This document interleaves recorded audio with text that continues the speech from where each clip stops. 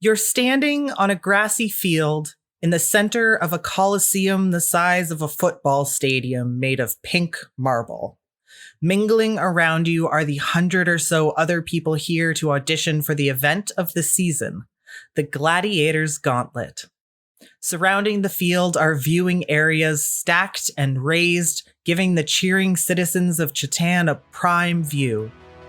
Erica, Zan, and Cody, you are disguised thanks to the upgrades Liz Graceling made to your backstory pendants.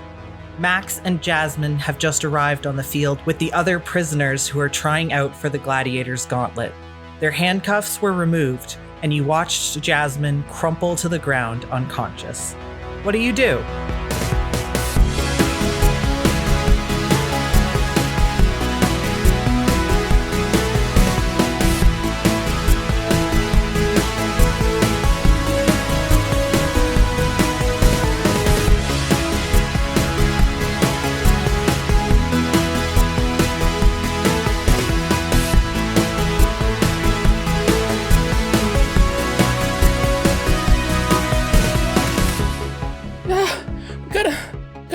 Hey. Look out there, bud. We gotta keep it cool. Keep it cool.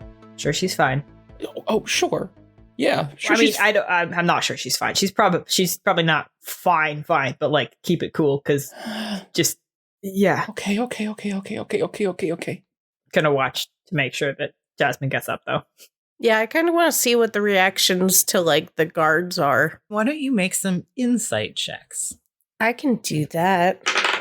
That's a 22. Holy shit. You glance over the guards. So there's like probably at least like 24 guards like around the edges of the field that you're in. You see a couple that you recognize, the golden-haired guard with tusks and the smoky-haired guard from the border are both here. They're actually the ones who unloaded the prisoners from the dragon's back, and they do not react in the slightest. They are both just like staring vacantly off into the middle distance. There is one guard who you also recognize.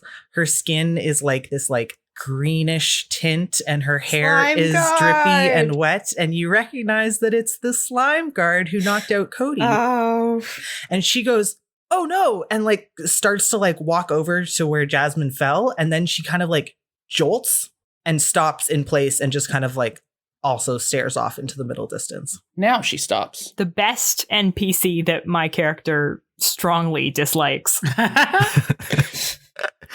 As soon as Jasmin collapses, Max is there next to her, trying to shake her awake, and when that probably doesn't work, he just dumps 1 or 2 points of lay on hands into her and see if that does anything. That's enough. Jasmin, you regain consciousness.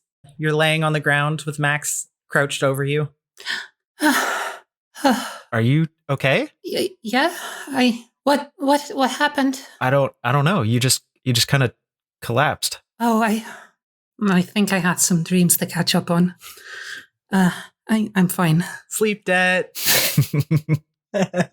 Actually, Jasmin, from where you are laying, like on your back on the grass, you have a very clear view of this like giant metallic cube floating in the air above the field. Mm-hmm. It has got shiny iridescent sides that are like flickering through like a bunch of what look like advertisements.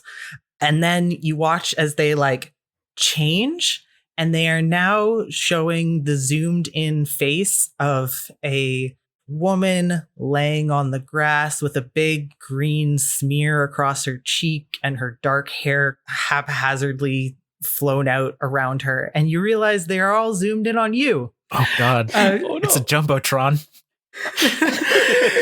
Jasmin raises like a hand to her cheek, sort of where the green spear is, and tries to see what it is. Yeah, you start wiping it off. Looks like you got a pretty bad grass stain right on your face. Oh. Okay, well, that's probably not gonna help my chances. Help me up, please. Max will grab your hand and pull you up. I'm gonna point that out to Cody and be like, "Hey, look, she's okay. It's okay. It's cool. Good. And Cody raises a finger and points at Jasmin. Hey, are you okay? What? Cody? Yeah, we're over here.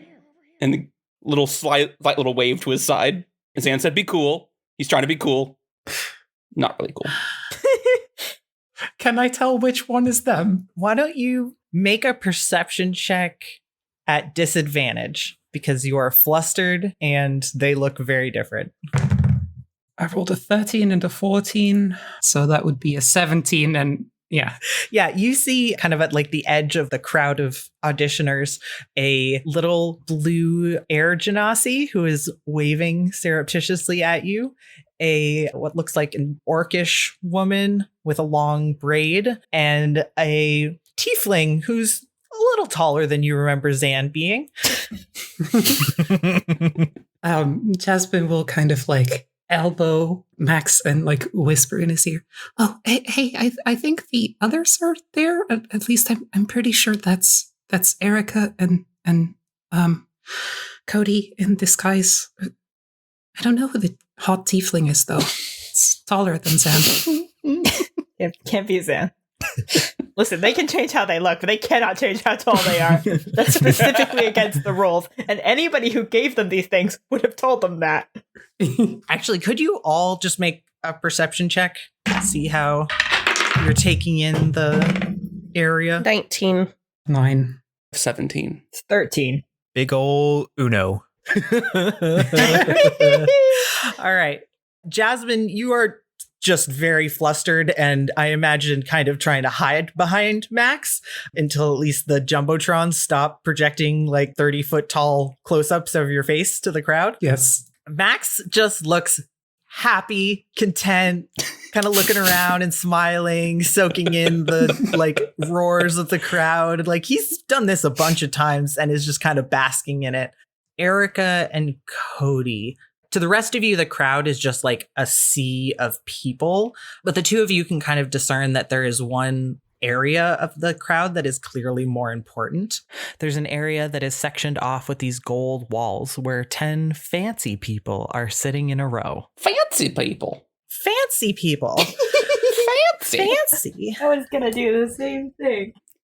Good day. Talia, talk into your goddamn microphone. No, don't tell me what to do. Behind this row of people is a high-backed throne that is empty. The rear wall of this area looks like this rich purple velvet curtain. And there's a bunch of Queen's Guard that are like keeping an eye over the surrounding crowds that all look bored and vacant. In the crowds themselves, there's probably like a few thousand people here.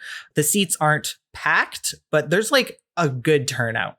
A lot of people in the crowd are holding up like handmade signs and just generally seem very excited. Like how big? Are we talking football field size? Like just massive? Yes. This place is like a big football stadium, NFL stadium, which I know all of our listeners are going, yes, I know exactly the size and scale of that. Also, all of the participants. And all of the participants in this call. Everyone's like, yes, the football, where that is played. I don't know. We know one character who knows. Max is like, oh yeah, seems regulation, you know. Let's say that the field is like 150 yards long and the stadium could hold like 60,000 people when it's full. Sound chill? Sounds great. Yeah, the Jumbotron screens on the cube have changed at this point and are now showing close-ups of the fancy people sitting in the sectioned off area of the crowd. It zooms in on twin cat-faced women who are wearing these like very like high fashion outfits with like big shoulder pads and capes, and one of them has a feather boa. Erica, you can see that they're captioned on the screen as Tigress and Lynx, both she, her, who are two of the sponsors of the event. The two of them are like winking and waving, and there's like pulses of cheers are going through the crowd. So a booming voice rings through the air of the stadium. Please stand for the arrival of our most honored guests. A hush falls over the crowd as the competitors around you turn to face the throne, and the crowd rises to their feet. Cody leans over to Zan and is like, what do you do if you're already standing? Don't sit down. Okay. Cody just stands up as tall as he can, really stiff. Good. Place your right hand over your heart. Ready, begin. Yeah, Max is automatically looking around for a flag. Make a perception check. 19? Holy shit. You see one of the fans like far up in the nosebleeds is waving a flag back and forth. It has a silver crown with a purple triangle on it, and you just instinctively like rotate your body a little bit so you're facing this flag. Mm-hmm. You see like kids on their parents' shoulders and a bunch of people waving their handmade poster board signs. There's also a bunch of people who are using like minor magical abilities to send little like sparks of light into the air. The screens above you are now zoomed in on the velvet curtain behind the throne. Announcing Her Highness Princess Audrey Jasmin of Chadden, heir apparent to the Kingdom of Ness. Applause and cheers ripple through the stadium as AJ steps through the curtain and smiles shyly at the crowd. She's still wearing her worn-down plate mail, her one white feathered wing tucked up against her back. She gives a warm smile and a very small little wave and then steps back to stand out of the way. I feel like we've met this character. I have the same problem. Part of the resistance. Ooh. Okay, that's what I was thinking. You remember I think there was a knight who kept being behind, who kept standing like in the corner behind the bars and never spoke. Okay. Ooh. Yeah, okay. Ooh. Cool. Juicy. Surprises. Let's go Pippin on this. Morning glow, morning glow. Talia, Sorry, nobody's gonna get that. Talia, pull it together. From somewhere, a drum roll begins. Oh, you wanted us to do that.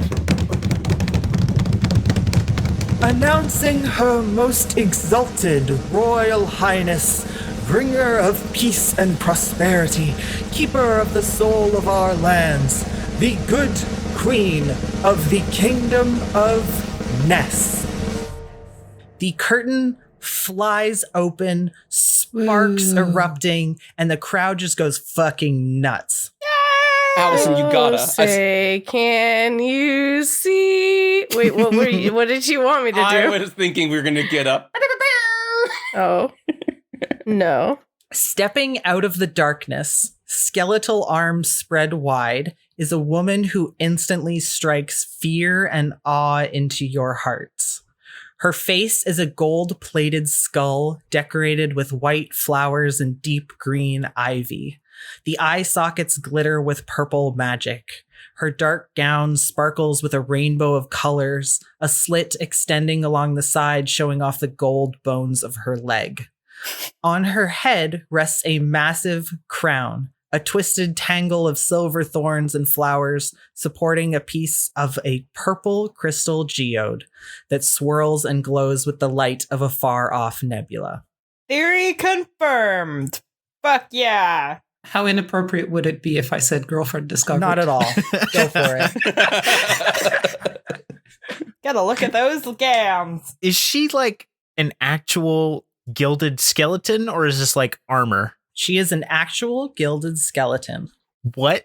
About a couple of minutes ago, I was about to say something about like, oh, we could just wait for AJ to take over. Why do people make such big... Now I get why that's not feasible. Waiting for death is not an option. I lean over to Zan and I say, we're boned. Yup. Bone. She's actually a skeleton. Shh. Oh, sorry. Can't just say stuff like that, Cody. I'm sorry. I'll whisper next time. Everybody got mad at me for saying ghost. God, Cody, you can't just ask people if they're skeletons. I'm going to say that at this point, the crowd of competitors and like people auditioning has clumped into one big crowd, and Jasmin and Max could have easily like kind of sidled their way over to stand next to all of you. Oh, hello, people we've never met. How are you? Hi. Who are you? It's me, Han Solo. Han Solo. And I'm Chewbacca. Jasmin. Cody just does like a little, like, I can't hug, but like there's like a side bump, just to go like a Side lean, chest bump. Christian side hug. like a lean, like just kind of a side hug without arms. Hi, that's Zan. Oh, Cody tries to hip check Jasmin and gets the side of her kneecap. oh, sorry, Zan, I didn't recognize you. It's okay, I'm taller. Taller. Gosh, she has horns. Okay, this is a tangent, but I just thought about it, and Max is Luke Skywalker. Jasmin is like Leia. Kind of.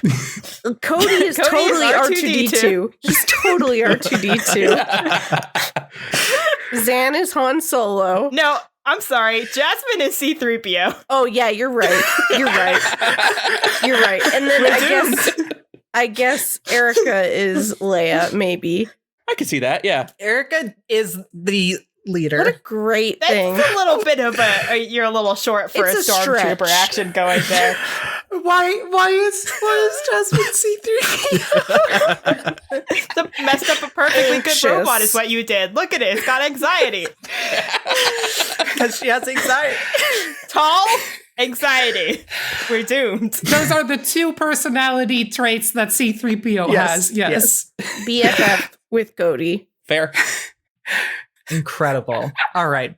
You watch as the good queen summons this little like mote of light to float in front of her skulled face. And she says, well, a little bird told me the excitement is kicking off early tonight. And the crowd is still screaming. It's fucking loud out here now. But her voice rings clear over all of them. Honestly, a fainting spell to start off our tryouts is a little theatrical. And how do we feel about theatrics? And the queen raises one of her skeletal arms, and a beam of rainbow light shoots out of her outstretched hand. It travels high into the air and then bursts, sending a shower of rainbow petals raining down over the field and over the crowds. And the crowd's absolutely losing it. You see people like reaching out and trying to like grab as many petals as they can. I think it's high time we got this show started. What do you think? Are you ready to help choose this season's competitors for the 82nd Summer's Gladiators Gauntlet? And as she finishes speaking, the good queen raises her hand again with a well-practiced flourish, and the field beneath your feet begins to rumble and shift. Earthquake! Jasmin holds on to Max. Stand under a door frame. Yeah, exactly. Get under a desk and put one hand over the back of your neck and grab one of the desk legs with the other one and wait for death to come. Your fellow auditioners are like scrambling out of the way. Oh, okay. We follow them. Yeah. Okay, great. We're not complete morons. And a stage forms in the center of the field, kind of rising out from under the grass. It's made of smooth pink marble that glitters in the lights that are shining down on it. The crowd is cheering, and a bunch of them are like sending off more sparks of light. And the queen takes her seat in an ornate throne of pink inlaid with gold. And the guards and attendants gesture your group over to the side. So, over the past week, you've all gathered information about how the tryouts are going to work. The resistance leaders helped Cody, Zan, and Erica with like fine-tuning their skills and their potential wishes to announce. In the prison, Charlie gave Max and Jasmin a lot of well-intentioned pointers. So here's how it's going to go. You'll be called up to the stage where you will introduce yourself, get a few minutes to show off your skills, and try to catch the eye of one of the sponsors. If they take interest in you, they'll ask you some questions. Usually they'll ask you what you want to do with the wish if you win. And then if the sponsors like your answers and your skills, you'll get an invite to the sponsorship gala, which is a private event where you'll actually try to seal the deal with one of the sponsors. Erica, you have a piece of paper with a list of the known sponsors that you got from Daughter Ghost. So each sponsor can only back one entrant, and they'll decide all of this at the gala, assuming you pass the stage of the tryouts. And they want to know that you need to win. So that's why they ask what you're going to wish for. You're not locked into what you announce as your wish, but usually the people who make it into the gauntlet are wishing for something life-changing and like impossible for anyone but the queen to grant, like changing a law or pardoning a prisoner or resurrecting a lost loved one. The sponsors want to know that you're going to try to win at all costs. Let's get things started with our first tryout. Which lucky auditioner is number 1? Right. So I guess Jasmin steps forward Yeah. nervously. Everyone's just kind of like looking around in the crowd. Everyone's got like a number that's like glowing on their front. And so everyone's kind of like looking, and Jasmin indeed has the number 1 there. So Max has a giant glowing 69 on his chest. Uh-huh. Nice. Except it's in fantasy. Nice. So it still looks like a dirty position, but a different one. Which one? I don't know. I don't have to canonically come up with a written language. Cody shouts out, "Go, person I don't know! Do good!" Don't faint. Erica does finger guns and gives Jasmin a point of bardic inspiration. Nice. All right. Yeah, Jasmin, you kind of like shuffle towards this big stage. Mm-hmm. There's some stairs leading up to it. Yeah, she walks up the stairs and looks at the stage and looks around. What's the stage made of? Pink marble. Okay. She looks at that and frowns and then looks around at all of the spectators and stumbles and then continues walking until she stands in the middle. Yeah, you hear the queen's voice again, and she says, "Oh, and it's the fainting prisoner. Let's give a round of applause to our first auditioner, the very theatrical one." And she waves her hand, and a little mote of light appears in front of you. It's the same one that's like in front of her that she seems to be using as like a microphone.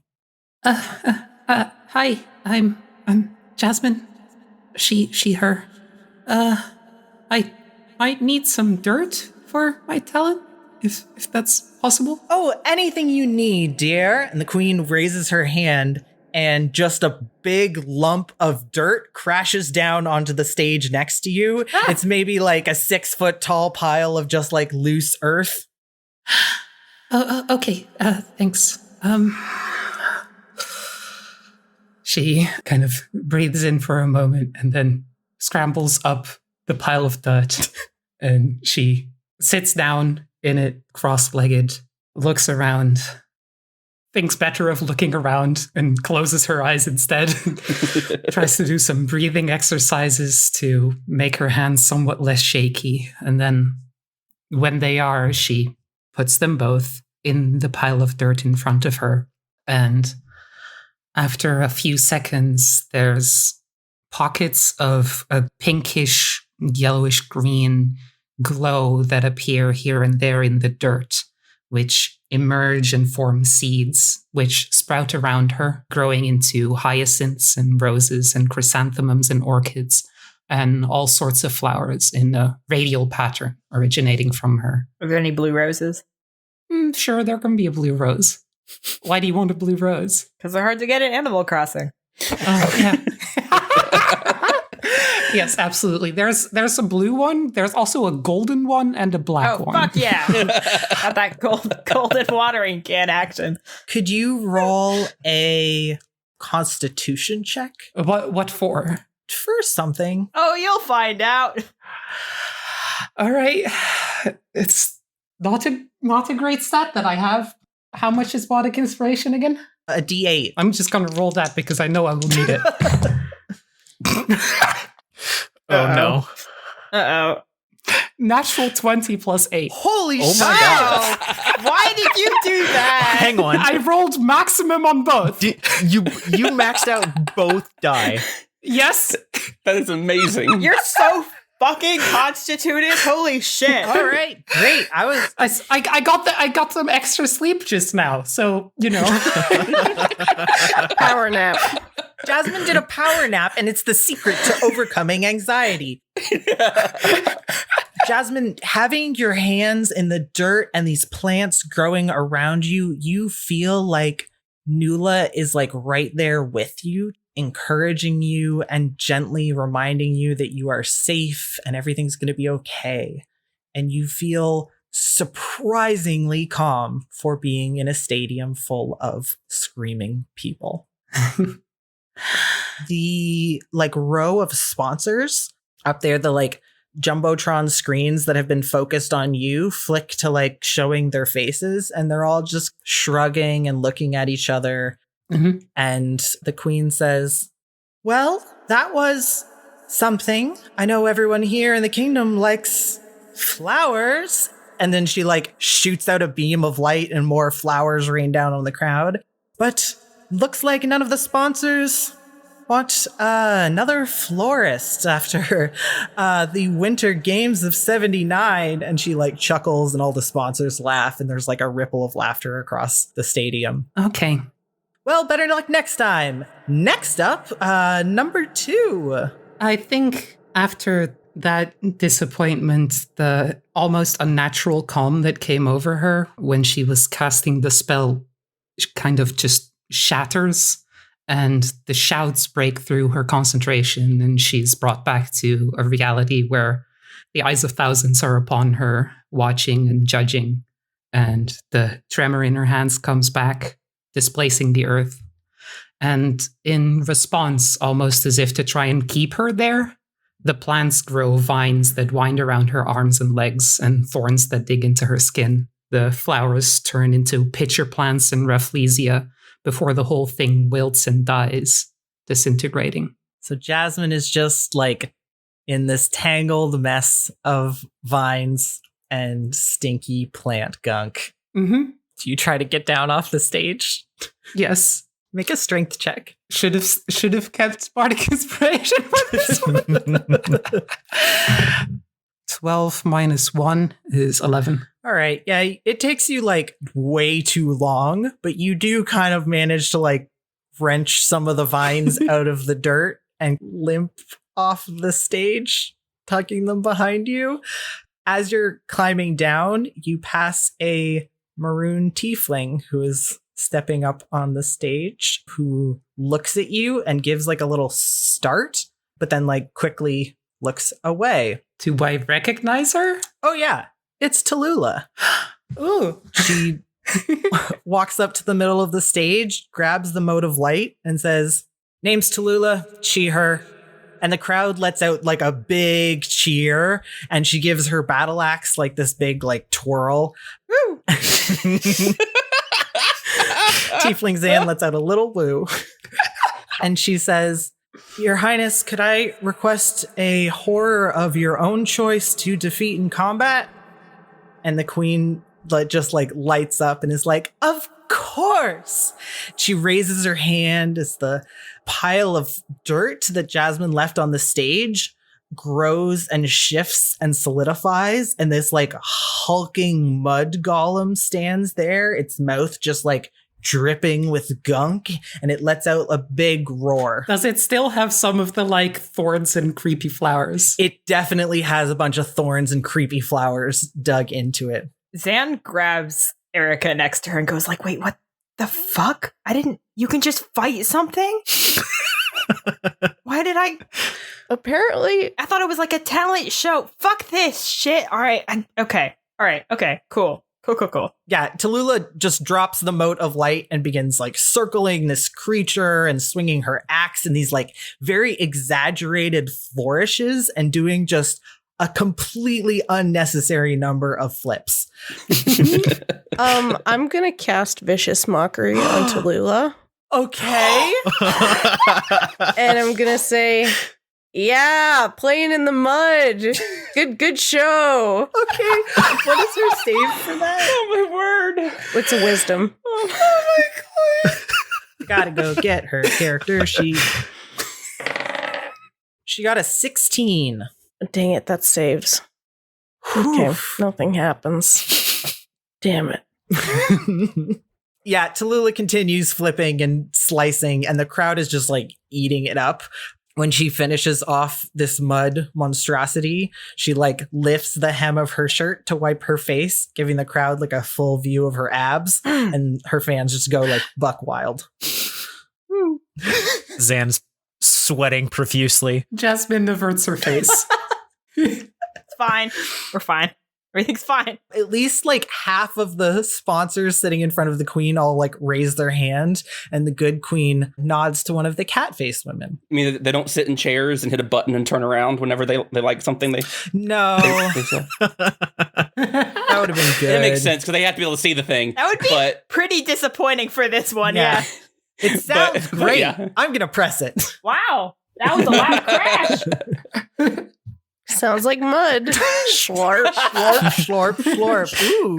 I love mud. Yeah, Tigress leans forward, so you can see on like the Jumbotron, and says, "Hello, dear. That was quite impressive. Tell me, what will you wish for if you are the winner of the Gladiator's Gauntlet?" And Tallulah stands up a bit straighter and says, "I'll wish to be the good queen's champion. It's been my dream since I was a little girl to fight in her honor." And the crowd just gives this like roar of applause, and the sponsors are nodding in approval. And the queen is like, "Well, it seems we have our first guest for the sponsorship gala." She gives another wave of her hand, and the glowing number on Tallulah's front changes from white to a deep gold. "We'll see you tomorrow, darling. Now, who's next?" I wave at Tallulah as she comes back down. She like looks at you and then like looks away and dips back into the crowd of competitors, seemingly like focusing on her axe. And then she just kind of is there next to you, edging her way back out of the crowd, still just inspecting her axe. And for a moment, you think she's muttering to herself. And then you hear her say, What happened? Why are you here?" I'm in prison. You know, it's a Tuesday. Just got arrested. MBD. Prison. Oh, it's whatever. What? Did they take you with the rest of the daughters? No, it's kind of a long story. Hi, it's nice to see you. Hi, I mean, yeah, it's nice to see you too.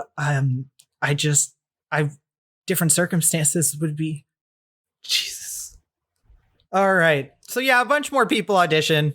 I think at some point, Erica is going to nudge Cody and be like, "Hey, maybe use your talent to fill in our friends on what the plan is, like message." Oh, okay. So that they know what we're doing, that the queen has a geode on her head. Y'all just say Cody just over time has a conversation with Jasmin back and forth a little bit about what's going on. What do you need me to win? I'm sorry, but I already lost, so... Well, no, I think we just need one of us to win. You know what? I'm really kind of confused on the plan. I just know we're supposed to try to get in. Right. Um. Okay. But good job. I think you did a really good job. I like your flowers. Thanks. I'll try and think of something. Hopefully it won't be necessary. It'll be okay. We're gonna do it. Good luck. Thanks. I hope everyone does good. But I'm nervous. But it'll be okay. It's gonna be fine. It's gonna be fine. It's gonna be fine. How far am I from Jasmin? You could be standing right next to her. So like all of the people trying out are just in one clump, and it seems like people go up on stage and then come back and kind of mill about in this crowd. There's like a few people who have made a little space for themselves to like stretch or warm up. I like the idea of us standing right next to each other, but messaging back and forth where no one can. Yes, like when you're standing next to your friend, but both texting each other. Yeah. Yes. Yeah, Tallulah sidles up next to Zan and just like punches her on the shoulder and is like, "Hey, Tallulah, she, her. What kind of horn polish do you use?" Oh, just wax. Thorny horny. Oh, Fine. Thorny Horny's a good brand. I've been using, someone give me a good name for a horn polish. Bully slick. No. I don't know. I've been using Bully Slick. No. Slick points. Slick Points, also good. Oh. Antlerizer? It's like moisturizer, but antlers. I don't know. I've heard antlerizer works, which is weird because like antlers are completely different material than horns, you know? She just like continues like talking about horn polish to you. Yeah, it's a misnomer. Yeah, for sure. What's your name? Han Solo. She, her. Nice to meet you, Han. Gives you another like punch on the shoulder. She punches too hard. Ow. I'm gonna see how long I can take this. I'm just gonna wait.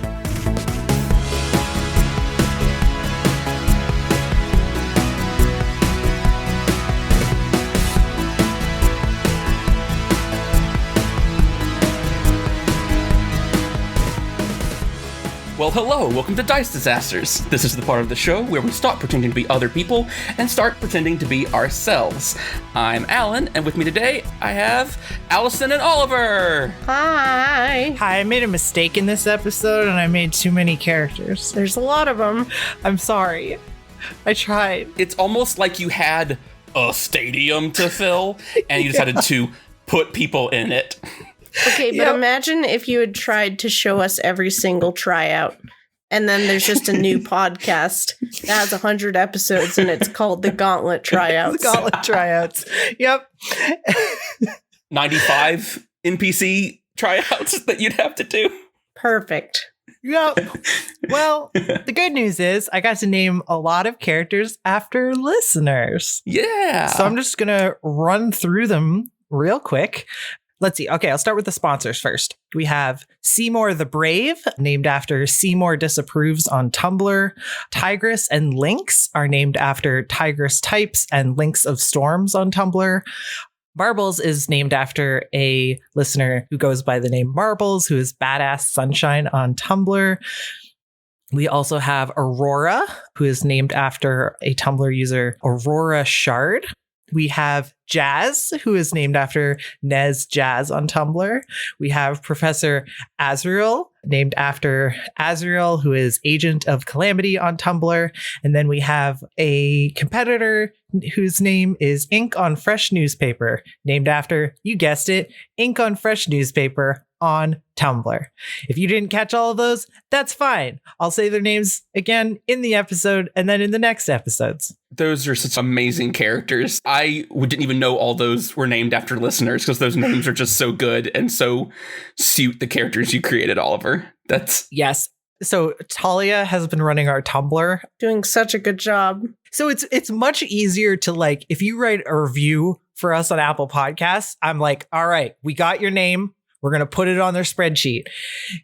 If you reblog something on Tumblr, then Tumblr makes you jump through like 10 different hoops to figure out who did that and when and what their names are. And so me and Talia did like a deep dive into Tumblr to grab a lot of these names. And I'm very thankful because y'all have some wild names and I love them. That's awesome. Thank you all so much for sharing the show and reviewing us. All that stuff makes things so much better. And we're seeing a lot of growth right now. More people are listening than ever. And that's just awesome. We're so glad to have everybody on board. Yeah, and thank you to our patrons, everybody who is sharing things. It's just the best. Like, we saw a new piece of fan art today and we lost our collective minds. The fan art right now is like just so good, like across the board. And the stuff today was amazing. Also, this episode, big surprise for everybody coming up here soon.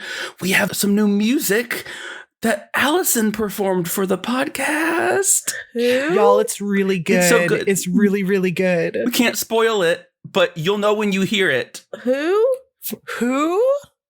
Who made it? It's you, Allison. You did it. Yeah, this was much more complicated than the frying pan fight, but I hope y'all enjoy it. I very much enjoyed it. We also have another track from People Need Goals, who does our theme song, coming up later in the episode. So listen for that. And we'll mention that specific track in the credits in case you like it and want to get a copy for yourself.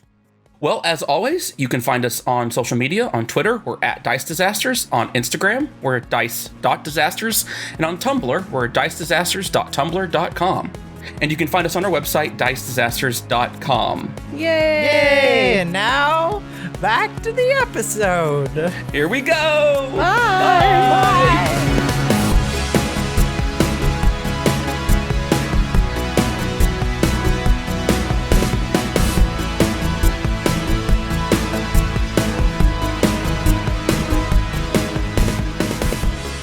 Before you know it, auditioner number 44 is descending the stairs from the stage, just openly weeping that his poem about fantasy radishes didn't score him a ticket into the gala. Tough luck. And Erica, you're up. Erica takes a deep breath and goes up on stage Fuck up. and says, "This one is for my mom." And then starts grinding the crank on the hurdy-gurdy. Uh-huh. Yeah, crank it. Excuse me. She stops to point at Zan. She starts playing Rainbow Connection, but also is casting dancing lights while she sings. Nice. And so the lights are coming around and kind of like going back and forth to try to like encourage the crowd to kind of like sway. Like lighters swaying back and forth. Why are there so many songs? And I previously told Zan and Cody to kind of start swaying. And I would like to roll to see how well I do. Please do. Make me a performance check. Erica's going for a very emotional performance of Rainbow Connection. Perfect. So like the Muppet cover. Well, Ooh. Uh-oh. You, I believe, still have a point of inspiration. I That do. you got from Nympha's very good smoothie. Yeah, we're going to try that one again. I'm not going to use that dice. We're going to use this one. Okay, that's better. That is a 22. Hell yeah. That is probably better. Yes, that seems like it would likely be better. Yeah. I mean, unless your first one was a 21 and you just have really fucking high standards. Yeah. No, the first one was like a 14 because I get a plus 10. Yeah. Jesus. So, but it was not Oh gonna. wow, a 14. That's so low. I mean, when we're going to save your ass, Yeah. it's gotta be good. Cody has pulled out Flowell's card and put light on it and is holding it up to wave back and forth. Good. Is there any like water around? No. Oh, okay. I can't think of. Sure, there's a moat. There are a few tubs of Gatorade. The field has a moat. Is that what water you want? Sure. That's, listen. Do it. I was No, just I want thinking I about. want a yes and. I just couldn't, off the top of my head, come up with a reason why there would be just like loose water on a field. Suddenly starts raining. Yeah, there's a moat. This field has a moat. Okay, the Jasmin will cast shape water to move some water into like dancing people that are doing like a simple dance. Good. Yes. Okay, great. Yeah, the crowd picks it up. The ones who can cast some form of light start just like lighting up objects and swaying them back and forth. You see a couple people just pull out a torch and light it and swing that back and forth. It's getting a little smoky in the crowds. In the sponsor area, a bunch of the sponsors are like tears flowing. Like you can see them on the Jumbotron, like zoomed in. Oh my God. And you see one of the sponsors is this like bubblegum pink tiefling with like big earrings and a black goth Lolita dress. And she just like starts like frantically waving her hand at the queen. And the screen captions her as Aurora, any pronouns. And the queen like gives her a nod as your song finishes. She leans forward and is like, "Hi, what kind of instrument is that? I love it." It's a hurdy-gurdy. Oh my God, that is so cool. I like her. And she like turns back to the queen. She's like, "Can we invite her? I want her. Send her to the thing." And the queen is like, "Certainly. Congratulations, Erica." And Erica, your number turns from white to gold. I think Erica, with her high performance check, had also got like a single tear in her eye and wipes it away and says, "Thank you so much." And walks off the stage. Yes, everyone's like clapping and like sobbing. It went fucking incredible. So number 52 gets called. And this like somber looking man with long, intricately braided hair limps up onto the stage. He looks rather frail and raises himself up to his full height, throwing his shoulders back with confidence and says, I am ink on the fresh newspaper. Any pronouns. And then he just stands there silent. Could all of you make a wisdom saving throw for me? Sure. I guess. Ooh. 15 plus 6, 21. Natural 20, baby. That's a 5. 12. 9. I'm afraid. The good thing is we can't die. Good. Awesome. Yes. I'm worried about the list of things that happened between perfectly healthy and dead, though. Yeah. There's a lot of things on that scale. Yeah. Like shit yourself. Like I don't Shit your pants. No. I think that would be a Constitution saving throw. I think we've established that that is a Constitution saving throw in this podcast. We have Spider Max. We've done the good work to establish the important things. There's precedent. Great power. Let it be known that we have precedent for what shitting your pants is. this is why we're doing homebrew. I don't like the DM when they grin that much. Oh no. What are you doing? Ink on fresh newspaper should win by default. You can have my ticket. I love you, Ink on Fresh Newspaper. Marry me! And like all around you, other competitors start just shouting like, oh my God, Ink on Fresh Newspaper's the best. He should totally win. And people in the crowd just start screaming and yelling and being like, he's the best. Put him in the finals. Just make him win right now! And you see in the sponsors area, Tigress, one of the cat-faced twins, just like abruptly gets to her feet and yells, I'll sponsor them. And then looks like very shocked. And her sister pulls her back down to sitting in her seat. And it's like quiet for a beat. And then there's just like a roar of applause. Even the good queen looks pretty taken aback and says, well, now that's what I call an audition. Any takers?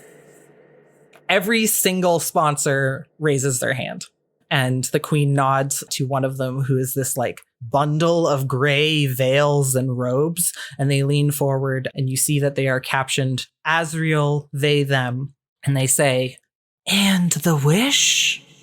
And Ink on Fresh Newspaper shakes their head and says, my wish is private. I will not reveal it until I win the gauntlet. And like one of the other sponsors just starts like excitedly clapping. And there's like a lot of nodding. And Ink on Fresh Newspaper's number changes from white to gold. Yeah, a few more people try out. Max's number is coming up soon. Max's good number.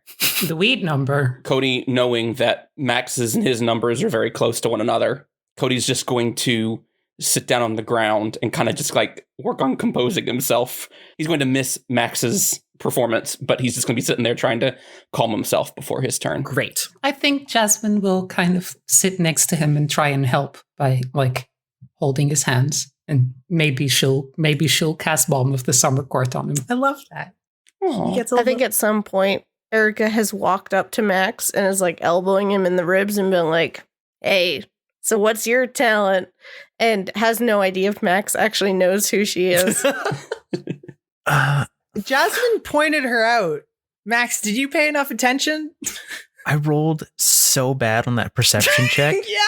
I don't think Max knows. Technically, Jasmin also said the others were here. That's true. So it could be anyone. You have no idea who this orc is. Yeah.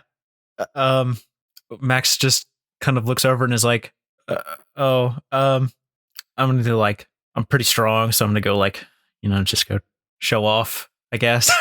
Cool. And Erica slaps him on the butt like a football player and casts enhance ability while she does it and gives him bull strength. Nice. Max, you just feel power coursing through your veins. Can Jasmin roll a perception check against Cody's sleight of hand? Yes. What, since they're together? Oh, sure. That would be 7 plus 5 is 12? I got a 19 plus 2, a 21. So Jasmin doesn't see anything. Great. Okay. Perfect. Max, go. Max, go on the stage and do a thing. So Max goes up on the stage and he goes up to the little motive light and he's like, hi, I'm Max. He, him. Erica yells, hi, Max, and gives him finger guns and gives him a bardic point of inspiration. Perfect. What does Bull Strength do again? Advantage on strength. Okay. The queen leans forward and is like, well, hello yourself, Max. Everyone, let's give Max a big round of applause. And the crowd's like clapping for you. I guess we're all looking at each other like, what? Does Max know the queen? Is Max dating the queen? Has Max fucked the queen? How did that work? Could you all just roll some insight checks? Yes. Maybe not Cody. Cody, you said you weren't paying attention. Yes, that is true. That's a 24. Jesus. 19. Erica's broken. Erica's OP. 21. Holy shit. Okay. God, you all so good. You all rolled extremely well. Listen, I never roll this well. The three of you, intelligent, competent women, just standing next to each other, looking at this big, dumb himbo on the stage and this like fucking skeletal queen dictator are like looking back and forth between them. And you sense like this like disdain from Max towards her that you've probably never really like noticed Max do. And the queen, on the other hand, looks just smitten. And you kind of glance around at the other like Queen's Guard who are around. And as you're looking at them, you realize they all have the exact same body type as Max. Like thick, beefy, tall, extremely like muscular, very like angelically beautiful faces. And you, clear as day, realize the good queen has a type and Max is that type. Oh no! Oh, I get it. I get it. She doesn't have muscles, so she's overcompensating. Yep. That's it. She doesn't have skin and all of them have skin. Definitely. Oh, God.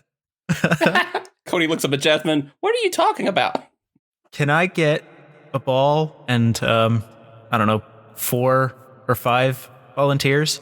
Absolutely. And she snaps her fingers and just like, I don't know, like 8 different balls of various sizes and shapes rain down around you. And 5 of the guards in golden armor like jog forward and stand on the stage. One of them is the slime guard, the only one who seems not completely just like blank. And she's like, do I know you? No, we've never met. Oh, never mind. Sorry. Okay, my bad. And then she like looks at the guards next to her and then just stands facing straight forward. I'm so concerned for this slime guard. So Max is just going to look around and pick up the ball that fits best in his hand, I guess. Great. Just one of them. Max walks a little bit away from the mic and toward the volunteers. Mm-hmm. He just tells them all to follow him to one side of the stage. And then he tells them to try and physically block him from reaching this side of the stage again, using whatever means necessary outside of magic. Fuck yeah. All right. They all bend their knees a little bit, hunker down, and they're ready. Okay, so Max stands next to them. He's throwing the ball around in his hand a little bit, and he's jumping around, shaking out. And then he stands next to the guards, cocks his arm back, and throws the ball as hard as he can at 45 degrees. And then as soon as it leaves his hand, he's just taking off sprinting toward where he threw the ball. Okay. And he's going to catch the ball that he threw Perfect. on the other end of the stage. Make an athletics check. You get an advantage, was it? Yeah. Perfect. That's a 23. Holy fuck.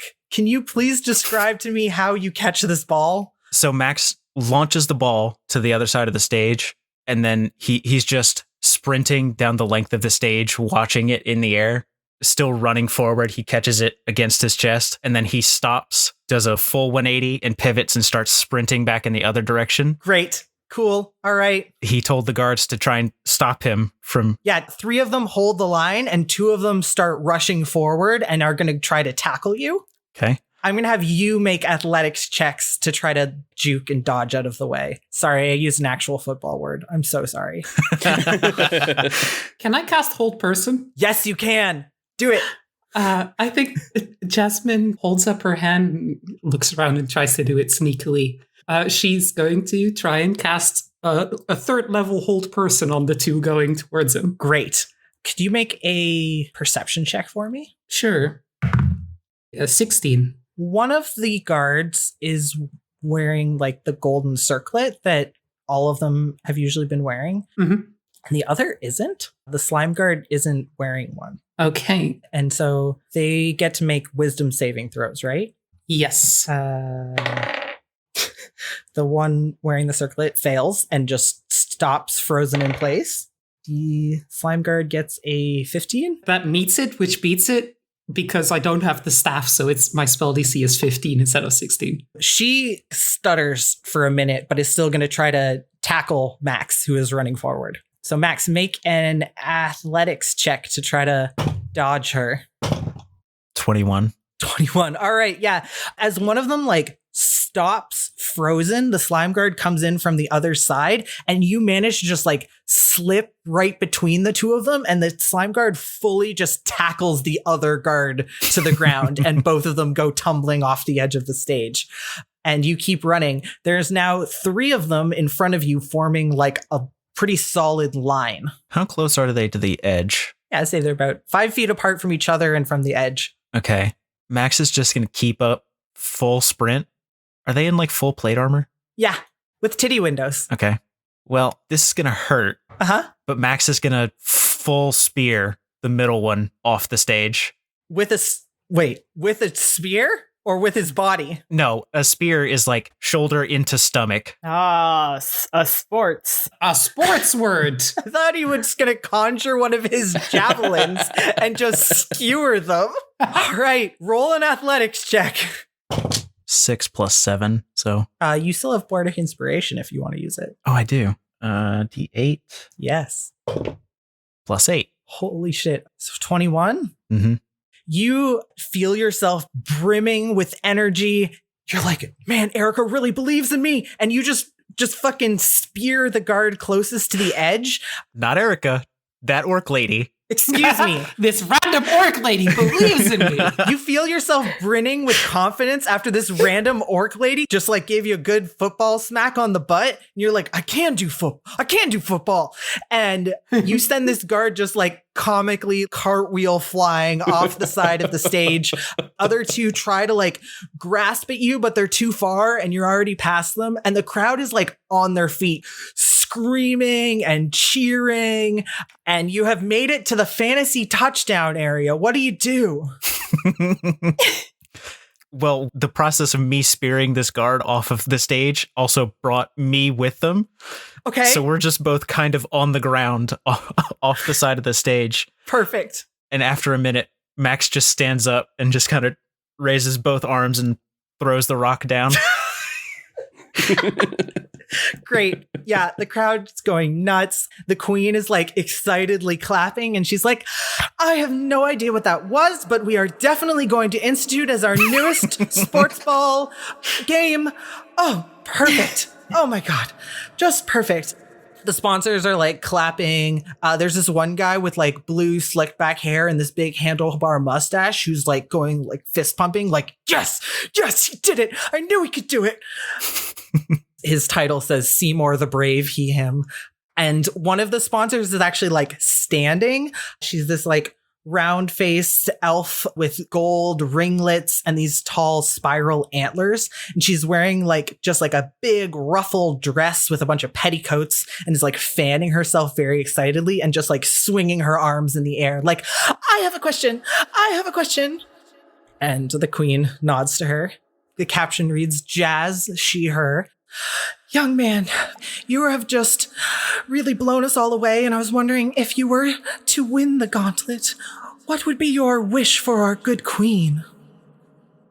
My wish would be that I could get a pardon and join the Queen's Guard myself. And she faints. She just like tips backwards very dramatically.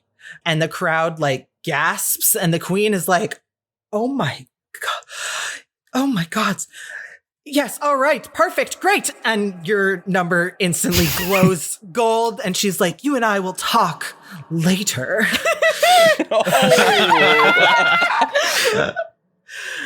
Awesome. All right, yeah, the guards collect themselves off of the stage.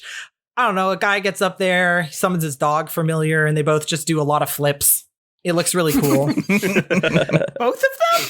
Yeah, they both do a lot of flips. Okay. Next up is Cody. So Cody hears this number, and he stands up. He sets down his Chex Mix that he's been eating as a snack. Where the fuck did he get Chex Mix? From the octopus lady. Come on. Nympha. He had it when he signed up. All right, it's off-brand's Chex Mix. And he makes sure his bed sheet that he got as a big cape from the hideout is around his neck, tied up. He picks up Spunk, his fire skunk familiar. Okay, I can do this. And as he's walking to the stage, he's kind of just petting Spunk and kind of just muttering to Spunk. Could you make a dexterity saving throw? Absolutely, I sure can. Oh no. 15 minus 1, a 14. You trip just like a tiny little bit on your bedsheet cape, and the crowd goes, "Aww." Erica like slaps her forehead and then gives him little finger guns and gives him a point of bardic inspiration. Good. He feels Erica cheering him on. He's like, okay. He kind of shakes off the whole tripping situation.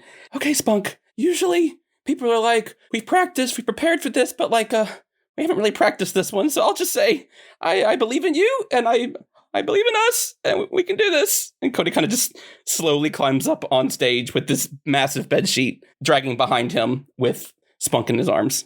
I love him. A baby. Yeah. We all love him. The queen like kind of leans forward and is like, number 71, please welcome this little fellow to the stage. Why don't you go ahead and introduce yourself there? Hi, my name is Cody Masterson. He, him. Hi. I'm gonna do, like, hopefully something really cool. Well, isn't that darling? Why don't we have everyone give Cody here a round of applause? The crowd's like clapping and Yay, Cody.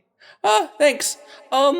Hey, can I get like an audience like around the stage so they can kind of see up close what I'm doing?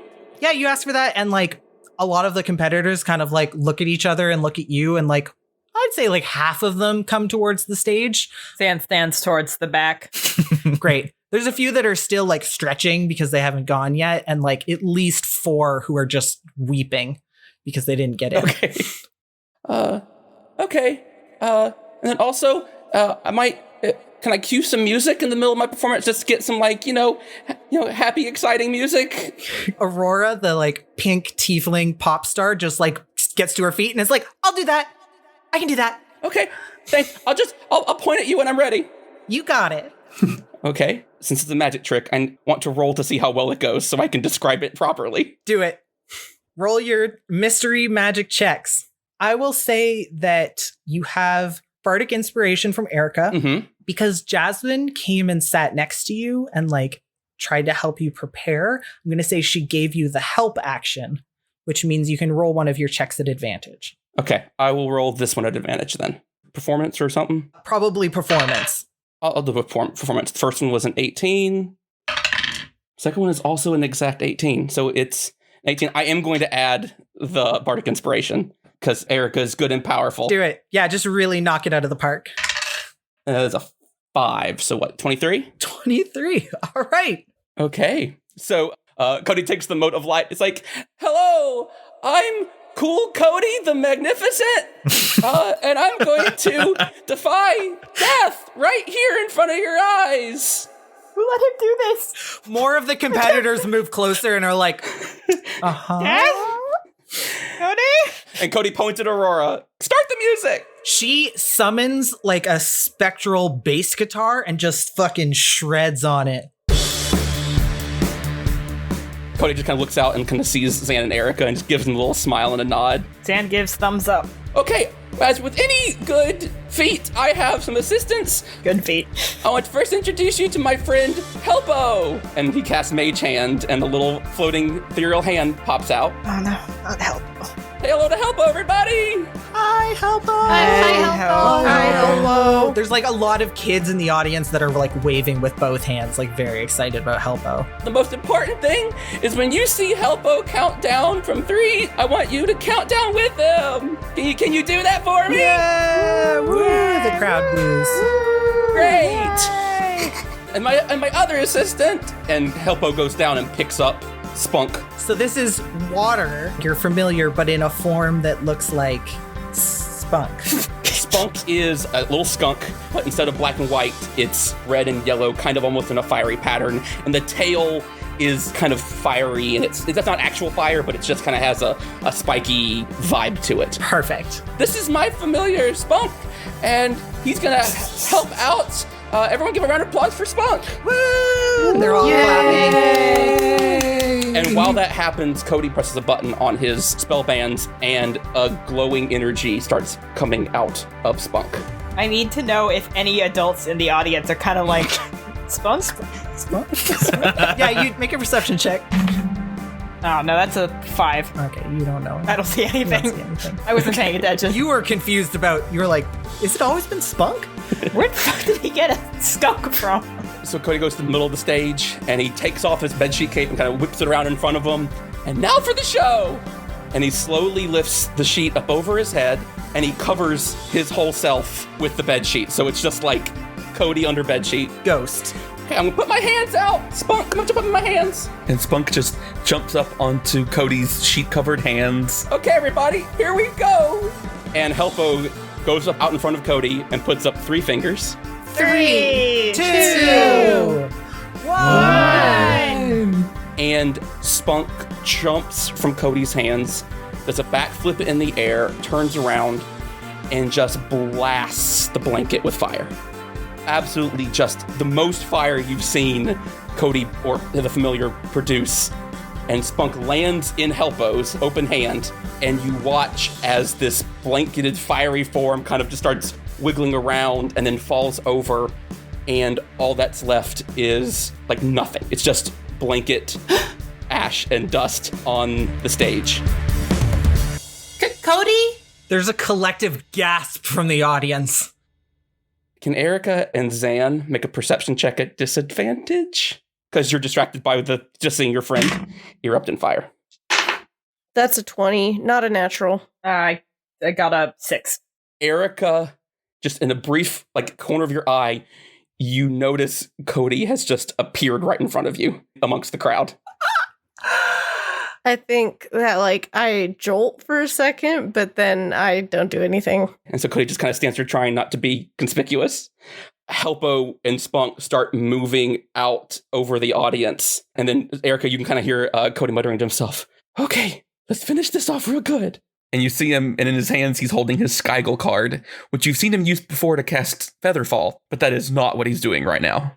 It starts glowing, and his cape starts glowing. You see a little eagle shape on the outside of the cape.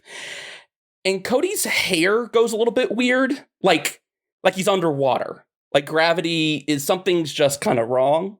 And then Cody closes his eyes, touches his cape, it lights, and he takes to the sky and catches Spunk as he flies over the audience and then just reveals himself to the audience. The crowd is cheering. They're screaming as Cody soars over their heads. People are reaching out to be like, oh my God, he's fine. Didn't you see it? He's fine. He does a lap and does some high fives, kind of like the lunchroom back at the Dream Grove. Good. He just kind of swoops down and then he comes back to the stage. And as he comes in for a landing, he sticks his feet out with his heelys as his landing gear. Perfect. Can you make a dexterity saving throw? Yeah, you're gonna.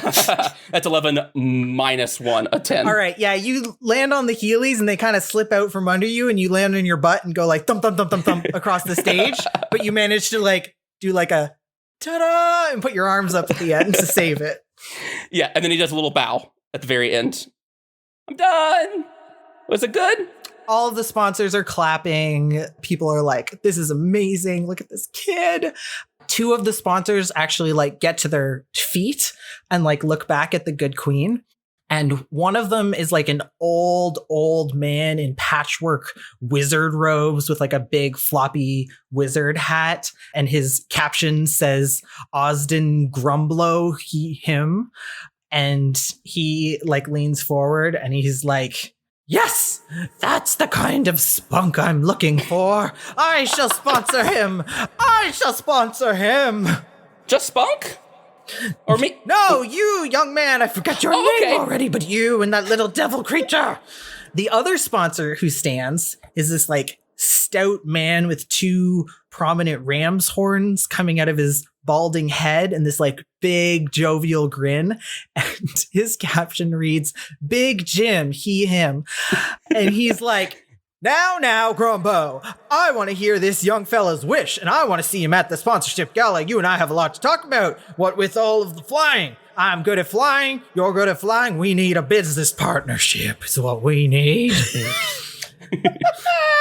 Now, what are you going to wish for? Is it more flying? I would wish for more flying. No, I can already fly. You literally just saw it. Good point. He's got a good head on his shoulders. I want to find my family. The crowd just is like, oh, his family. Oh my God. Just gasps. Yeah, I want to find him. That's the wish. It's not much more complicated than that. Well, that's a beautiful wish, young man. You see the Jumbotron is like, half of it's like showing like a close up on Cody's innocent little Air Genasi face, and the other half is showing Big Jim with just like buckets of tears rolling down his face. He's like, it's a good wish. And the Queen's like, yes, and quite the show. We will see you tomorrow night. And she snaps her fingers and your number turns gold. Yay! I did it!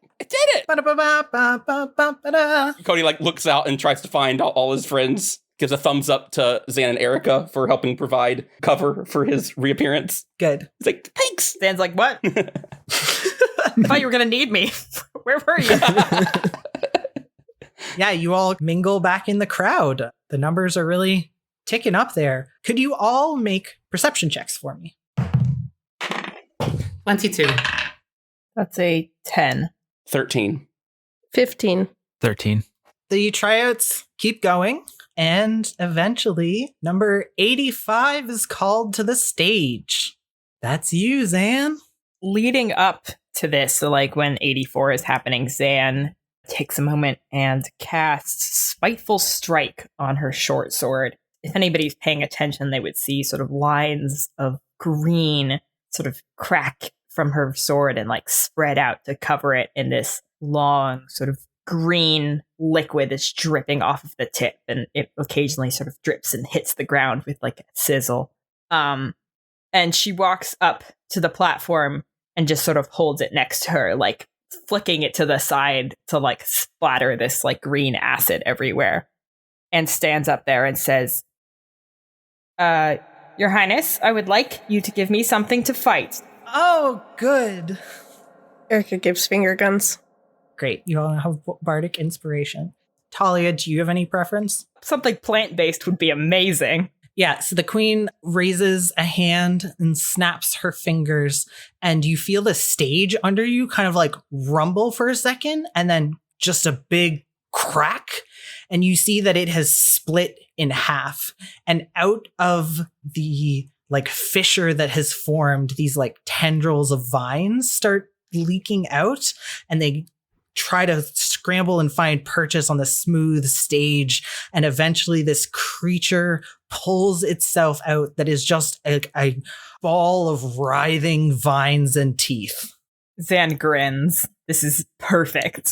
And she takes her sword and she brings up her shield and just leaps at it. Awesome. Why don't you roll either like an attack or an athletics or acrobatics check, and then you can describe how it goes. Like, yeah, this is very much a flavor-based fight. I rolled acrobatics and I got 11. Okay. Why? It's bad. Yeah, I know. There's some trademarks and stuff. Erica casts Vicious Mockery on the plant. Oh, And nice. I was like, wow, look at that dumb plant. I thought you were going to cast it on Zan. Me too, 100%. Me too. Yeah.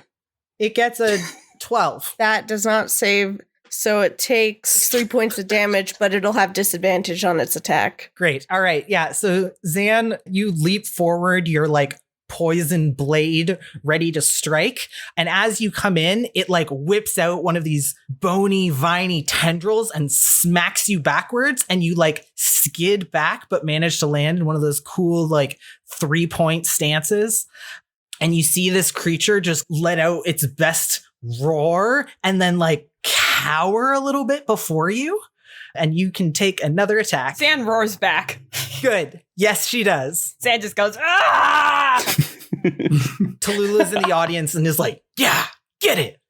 Zan is I'm gonna go for all of the like flashiest spells that I have. So I'm gonna do like a chaos bolt sort of. Fuck it up, fuck it up, fuck it up, fuck it up. Fuck it up.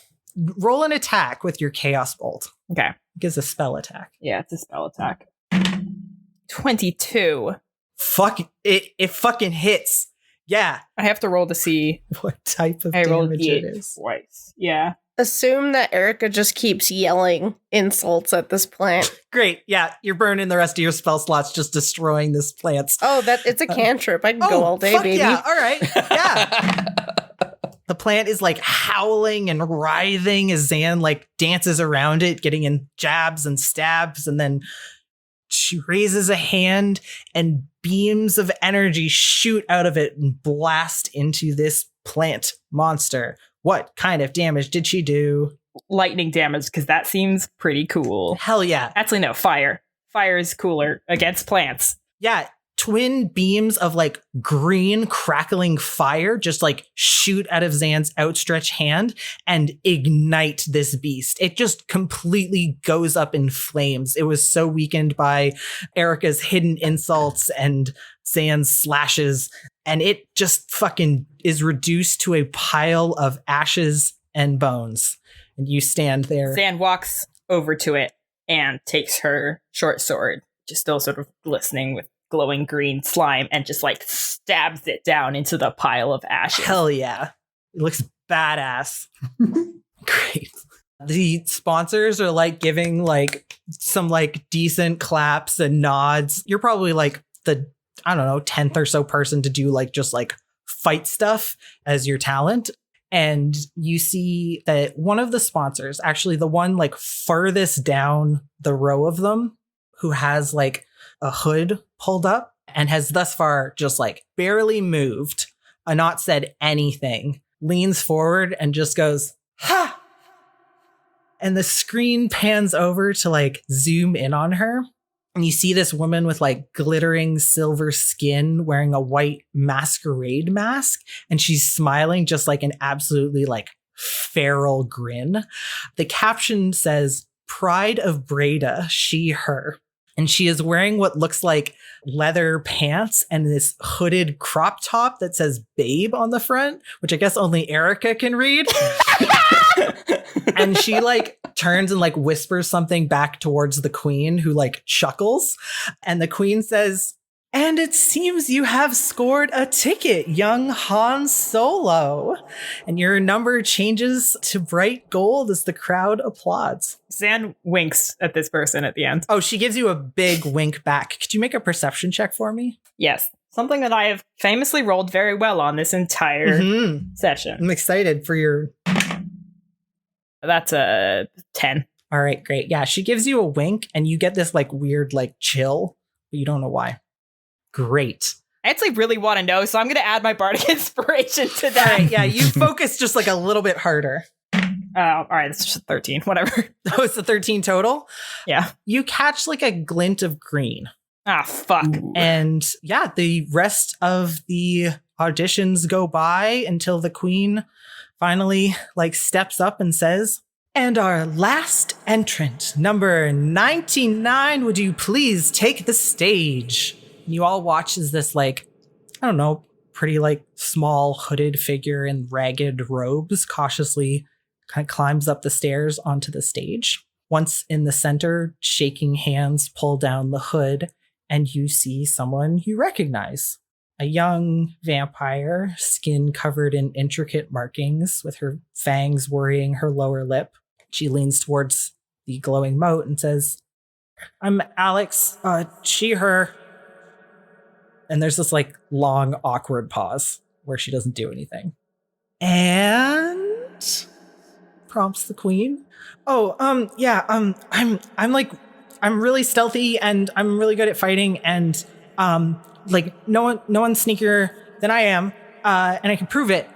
And she reaches into her robe and pulls out a series of items, holding each one up and then dropping it on the stage. She pulls out this like glinting red object and says, ink on fresh newspapers, enchanted pocket watch, Tallulah the Fierce's silver pendant, Cody's colorful wallet. And Cody, you see that she has your Voltron wallet. Hey, it's mine. Han Solo's creepy doll. And she like gingerly pulls out the haunted doll. And Riddle Me Baby is like, I'm Riddle Me Baby, do my riddle. Oof. Max yells from the back, keep it.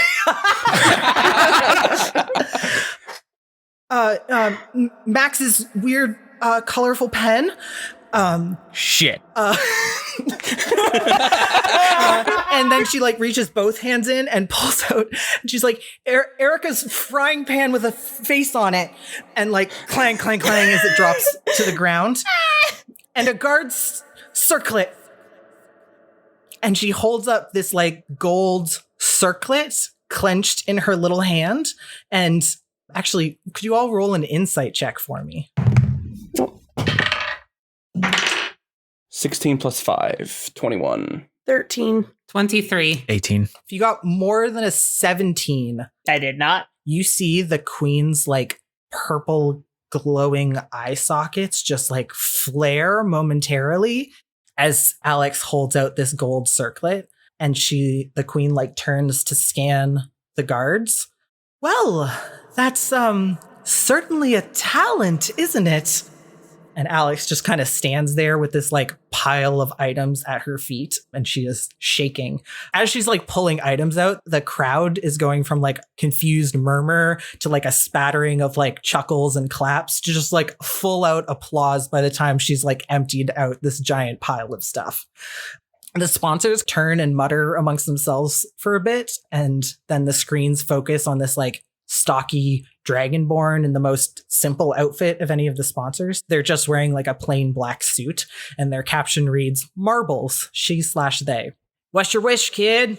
And Alex looks very nervous and says, I need you to I will wish for you to restore the corporeal form of a ghost. And the crowd like all gasps again. Thought we weren't supposed to say ghost. My best friend, Issa, my wish is for the ghost. No, damn it. My wish is for the good queen to make her whole again. Because I love her and I can't live without her. Aww. And the like Jumbotron cameras are just like wildly like searching around the audience until they zero in on Issa, the like ghost tiefling girl who's like sitting in the crowds with like both hands over her face, is just like, ah! And yeah, the crowd is like gasping and awing, and the sponsors look very interested and they give their nods of approval to the queen. And Alex's number changes from white to gold and she scurries off the stage. The queen stands up and says, "And that's everyone. So thank you." Oh, wait. Excuse me? Jasmin is going to try and get on the stage again. Can I please try again? Well, wait. No, you already had your chance. So I don't. And then you see AJ, the like heir apparent to the throne, steps forward to stand next to the queen and says, "Give her another chance." And the queen like looks at her and is like, "Well, of course we'll give her another chance. There's nothing we love more than an underdog in the Gauntlet. All right, step lively now. Do something interesting, please." Thank you. And Jasmin touches her wristbands together and browses through the menu and pushes a button. And Nothing happens for half a second, and then her skin starts rippling, and she turns from human into a goblin, into a spider, into a panther, into an alligator, into a frog, into a trash griffin, into a carnivorous deer, and finally into a rat. Before turning back into a person. Jasmin! And she looks up at the queen and says, "My wish is to be cured." Shit. And then the screaming starts.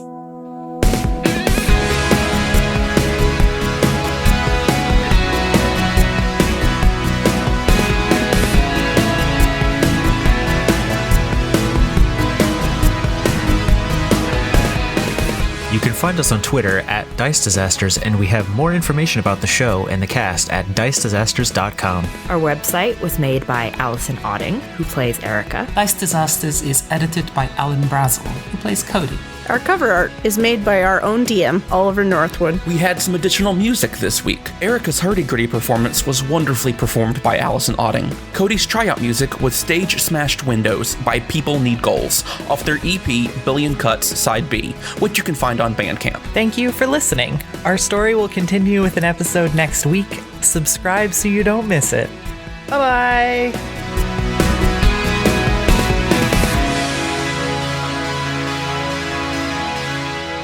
And now, number Fantasy 69. Everything is a normal Roman numeral, except you put the word fantasy in front of it. Yep. Fantasy 1, Fantasy Fantasy V, 2, Fantasy 3, Fantasy 4. Yep. If it's Roman numerals, it would be like V and IV and stuff. 69 in Roman numerals is LXIX. So, I mean, it looks pretty dirty to me. Lexix. Once you get far enough, you also start adding final. So it's Final Fantasy 1, Final Fantasy 2, Final Fantasy 3. But 3 and 6 are interchangeable when you get to the Final Fantasies, so... Horrible. Gamers! 14 is like, the first 14 is a very unlucky number, but then they did a re-release of the 14 that was actually very good, and people love that one. So yeah, that's the great number. You're not allowed to say 14. You have to say 14-2. The sequel to 14. 14-2. It's 14 A Realm Reborn, please. Thank you.